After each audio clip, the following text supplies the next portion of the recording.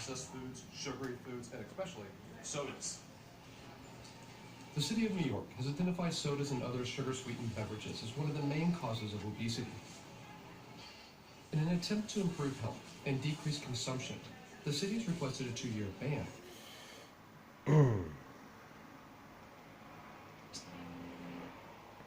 Fast food. Fast food kills you fast. All that McDonald's and stuff. Yeah, look at that. I don't want to be that guy. Just want to be that guy to die from obesity. You get the picture. McDonald's, of course, all that shit. A change in the way our federal agriculture policy worked, which went from paying farmers not to grow food to paying farmers to grow as much food as they possibly could. And the result of that was an enormous increase in the amount of food available in the country for consumption. Okay.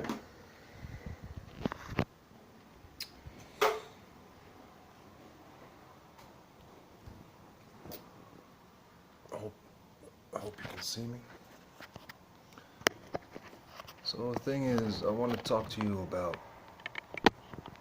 I hope it's still working. Okay. I want to talk to you about how I cut fast food and sodas, soft drinks as they call them. I don't think it's the right direction. This is better. Yeah. More light. So yeah, I cut fast food when I was 14. I'm 35 right now. Going on to 36 pretty soon. So what made me stop fast foods? It was not my parents. It was not somebody in my life. I don't know how I can explain this, but I was practicing martial arts at a very young age. Also my choice, not my parents' choice. None of my, I had an older brother. My parents did not put us in martial arts school and try to keep us there or try to keep us healthy. It was my choice. It was just the intelligence, the natural intelligence within me, which I obeyed, and I still obey as much as I can, that guided me to that. And we all have that intelligence within us. And the system is trying to suppress that intelligence by many means. So I was practicing martial arts when I was like 6, 7. And see, I come from Morocco. So in Morocco, when I was around 8, 9, that's when we started seeing McDonald's. First it was Pizza Hut. There was no McDonald's back then. There was Pizza Hut first and then McDonald's. I think there was McDonald's in another city. And so,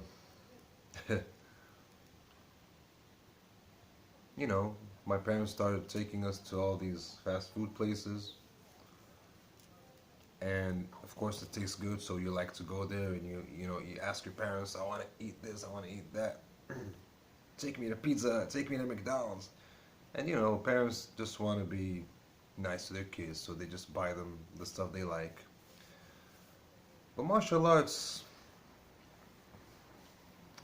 actually I shouldn't even speak about martial arts as it being the cause, but something else within me. But through martial arts, I started taking my health more seriously, my food more seriously. I mean, at the age of 11, that's when I started reading magazines. There was no internet back then. Magazines of, martial arts magazines. First, I just looked at the pictures, when I was 10 and stuff. But at age 11, I started reading. And I started getting interested in the spiritual aspect of martial arts, and of course, which is related to the health aspect, diet aspect, etc. So, at the age of 14, man, I was just like, you know, I don't want any more fast food. I told my parents, don't buy me any more fast food. Not even Coke. Coca-Cola. Or Fanta, or all that stuff. None of that. Stop. So yeah, I remember how I stopped soft drinks and fast food, but soft drinks was, I mean, you know, because it was at the same time, around the same time, like, I don't know if it was the same day, but it was the same year at least. Yeah, I think even the same month. But soft drinks, I was at school once. I was 13. I still remember I was 13. And a friend of mine, he was like, you know, like we were at our lunch break, and it was a hot day. And my friend turned around to me and told me, you know, his name is Sufyan. He was also like me, Iraqi Moroccan. Turned to me, he told me, man, I just wish I could, you know, like I just want to drink a Sprite, like a really cold Sprite, so bad right now, in this hot day. Like, I'm so thirsty, I just wanna, you know, he said, like, I'm so thirsty, I want a Sprite that's like so cold and stuff. And I was like, at first I was like, oh yeah, and then I was like, oh, well, wait a minute, that's not normal. Something in me told me, hey, that's not normal. Since when did Sprite replace water? So I was like, something is not right. Why am I craving Sprite, Coke more than water? Something is not right. Something just told me that. I don't know what it was, but it was something. I just call it cosmic intelligence. I don't know, you know? Natural intelligence. Instinct. You can call it whatever you want. So next year, when I was 14, that was in the year, 14, that was the year 2000, actually, when I was 14. No, sorry, that's not 14, no, what am I saying? Sorry. That was the year 1996, 1997. Hold on. No, that was 1998, sorry. 1998. And I stopped my fast food, I stopped soft drinks. My brother was like, you know, stuff is good, you know, here, have some. He was teasing me. Like, nah, man, I'm done, it's finished. And something in me, man, I was just at peace. The only food I accepted to eat was homemade food. You see, I admired Bruce Lee and people like Bruce Lee so much. The Shaolin monks, the ancient warriors, they always ate natural food because, you know, that's what there was, but they always emphasized on eating healthy food, natural food, fruits, you know, just take a fruit from the tree and eat it. Drink water from the stream, you know, just, it gets you strong, it gets you clear-minded. So that's what I did. So, you know, I was getting into Zen Buddhism when I was at the age of 12, 13. I was reading about it a lot, which spoke to me a lot because that's the way I was already living my life. And at age 14, you know, actually age 13, I embraced Zen Buddhism as a way of life, as my official way of life, you know? I wouldn't say religion, but way of life, because it's not a religion. It's not a belief system and all that stuff, you know? So, you know, that's around the time when I stopped fast food. And I haven't gone to fast food ever since. Ever since. And I feel healthy, I'm great. You know, sometimes I get a little belly because I don't, you know, because I sit a lot. But as soon as I start working out again, it just goes down really, really fast, you know. I have no disease.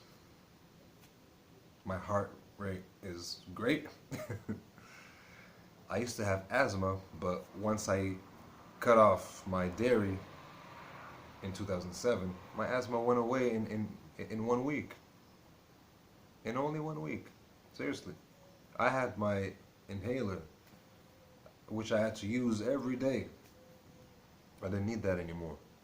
Within that first week, every day I was breathing better. I was using my inhaler less and less. At the end of that week, I didn't even need my inhaler anymore. Like, you know, like the last 1 or 2 days of that week, I didn't need my inhaler. So at the end of that week, I was like, I took the courage to just throw my inhaler in the trash can. I still remember, you know, there was a little trash bin in my room. I threw it there. Just in case I needed it, it was still in my room. But I didn't need it anymore. Since 2007. Yep. Didn't need it ever since. So yeah, I hope this is an encouragement. You know, we live in a world where they don't care about us being healthy. And, you know, I mean, as you can see, they sell us all this nasty food, which tastes good, but it's nasty. And it's cheap. I was, you know, this video I was watching, you know, because I don't follow McDonald's prices anymore and all that stuff from a long time, you know, so a cheeseburger is cheaper than an apple? That's crazy. Like, that's crazy.